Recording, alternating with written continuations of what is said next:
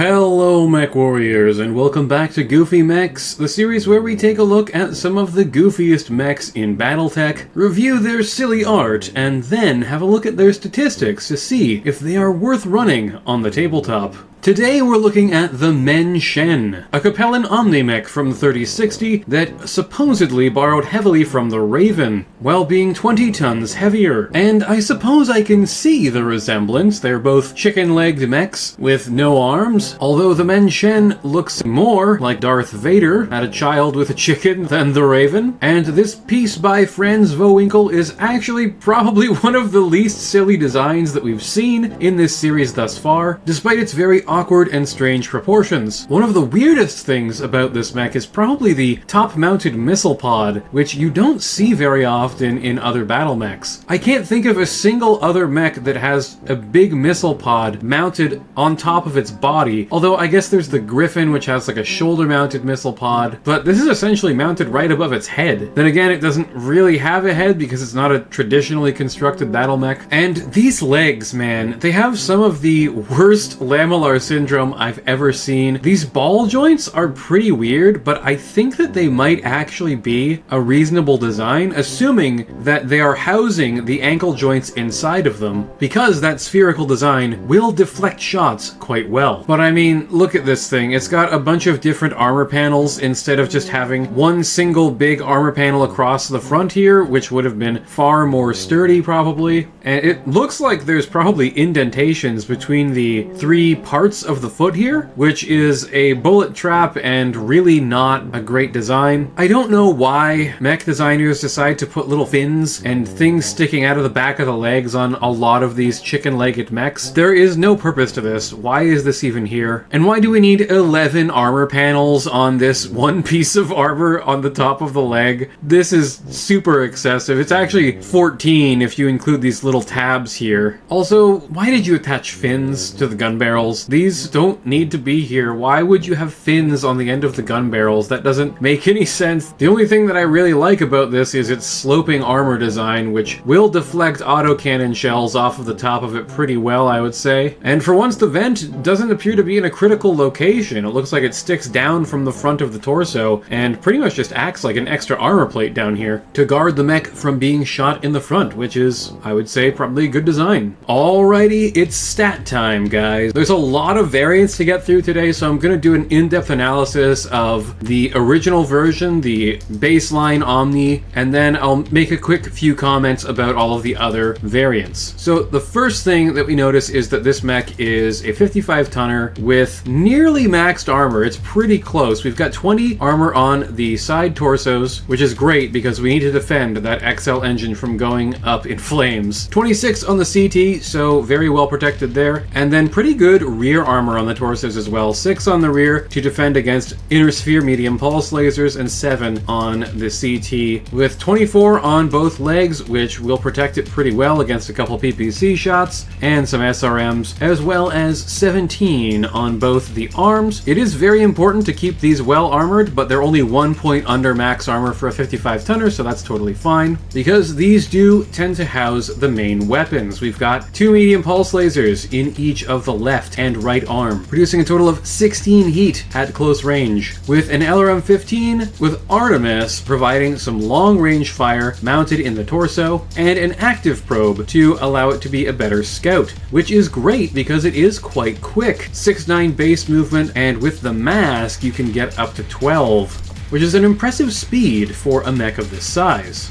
In fact, the only thing that's not very impressive about the Men Shen is its heat-sinking capacity of 20, but because it's reasonably lightly armed and the weapons don't really match up with one another, you're pretty much never going to be firing the pulse lasers at the same time as the LRM launcher. 10 double heat sinks is perfectly fine. 4 medium pulse lasers is a pretty deadly close-range complement on a reasonably fast unit. This is going to deliver some pretty good punch, and because of its incredibly good speed, speed, this mech is a real bully to lighter mechs. In fact, the only thing that I really don't like about this design is that it only carries a single ton of ammunition. I would have rather seen the Artemis stripped off from this unit and replaced with an extra ton of ammunition instead. That would have been a big overall improvement. Also, I'm never usually a big fan of mask because it ends up making the mech a lot more expensive on the old battle value, but 1550 for a pretty good, fast 55-ton mech is actually very reasonable. Now, one slightly strange decision that they made is to not give this thing ferrofibrous armor. It does have the critical slots for it in most of the configurations, and it would have helped it to fully armor up those arms, which would have been very nice, but it does make it less flexible, and there are a few variants that they ended up creating for it that wouldn't work with ferrofibrous armor, and endosteel is always going to give you the better value anyways, so it's more important to get that endosteel than it is to slap ferrofibrous on an inner sphere unit. So next up we have the A variant, armed with 3 ER medium lasers in the left arm and an LB-10X autocannon replacing the LRM-15. And this unit carries a tag as backup to bring in some missile support to help it out. Unlike the original variant, it does carry 2 tons of ammunition for its primary weapon, making this overall, I would say, a better unit, but less specialized. It's not as good at hunting down enemy light mechs, and overall is not as good of a striker because it has 3 ER medium lasers instead of the very powerful 4 medium pulse lasers, but having an LB-10X autocannon alongside the lasers at close range is gonna make up the difference no problem, and the LB-10X is just a really solid weapon overall, very versatile and very strong. This unit has greater field sustainability with its extra ammo, and otherwise is fulfilling pretty much the same role, and costs about 20 battle value less, so a nice little discount there. I would say the A variant is actually one of the better variants of the Men Shen, able to use its good speed to skirmish at that medium range with the lasers sitting at range 8, staying relatively safe, and then dashing in to range 4 or 6 to get some extra damage. The B is a bit of a weird unit because LB-2X autocannons aren't particularly that good, and it only carries a single ton of ammunition for them. You're always going to want to bring cluster in this. There's no reason to get 1 extra damage out of these while sacrificing the bonus to hit that you get, and it's mounted 4 ER medium lasers in the torsos so that once those arms get blown off, it can still fight at close range quite well. I will note that the ammo is very well crit padded, which is great because the Men Shen doesn't carry case, so if this does get hit, you're almost certainly exploding because you cannot dump that ammunition through the barrels fast enough to get rid of it. And unlike our previous 2 units, this one actually does push the heat quite a bit. With a run, you're gonna produce 4 heat, which is still reasonably comfortable for a unit alpha striking, but just be careful with it because you don't have jump jets and you want to keep that running movement as high as possible. Now, the C configuration is interesting because it dedicates itself entirely to being a close range striker. No LRMs, no LBX cannon here. We've just got 2 large pulse lasers, 1 in each arm, and an ER small laser in the head. But we've also mounted ECM to protect ourselves from enemy Artemis, which is pretty nice. And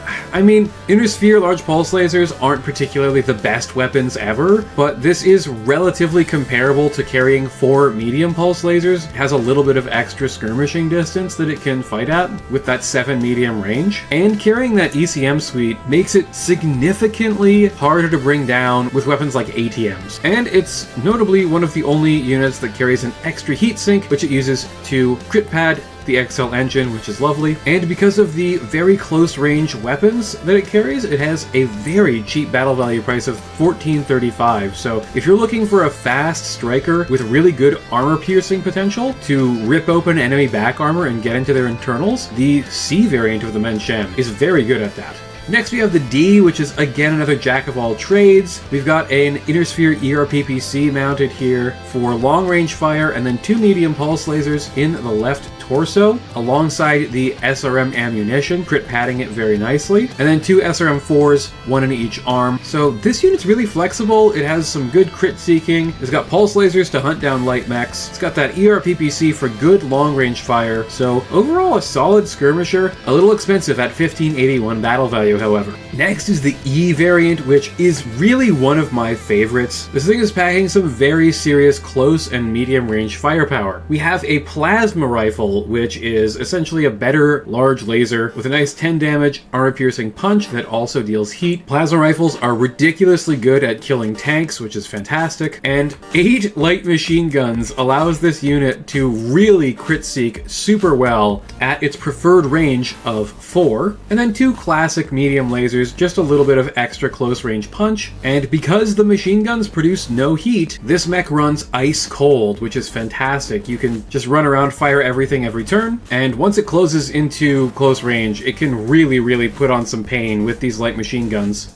Yes, they only deal 1 damage each, but you have 8 of them, so better crit seeking than most SRMs. Just keep in mind that it is going to be a little weak against ferrolamellar armor. And we have plenty of ammo for all of our weapons. In fact, we have too much. We have 2 tons of light machine gun ammo. These should have been half tons for sure, but 20 rounds of plasma rifle is pretty nice. You'll pretty much never run out in the game. Next, you have the F variant, which carries 2 incredible weapons tied to a targeting computer, double snub-nosed PPCs. This mech just wants to skirmish at range 9 and poke you with 10 damage while maintaining a high TMM and not getting hit back. That is what this mech is specialized at, and it's very good at that job. Even the tag wants to be at that range 9, so it perfectly lines up. You guide in missiles, you hit it with the snub noses, and then you blast the enemy with missiles to crit seek. Highly accurate, good at pretty much every range. Even at that range 13, you're going to be doing 8 damage with the snub noses, which is really solid. And pretty much the only downside of the E and the F variants is that they are pretty expensive. Little under 1650 battle value for both of these, but they're definitely the best variants. It just depends on whether you want to pay that extra 100 battle value for them or not. Next up, we have the very weird and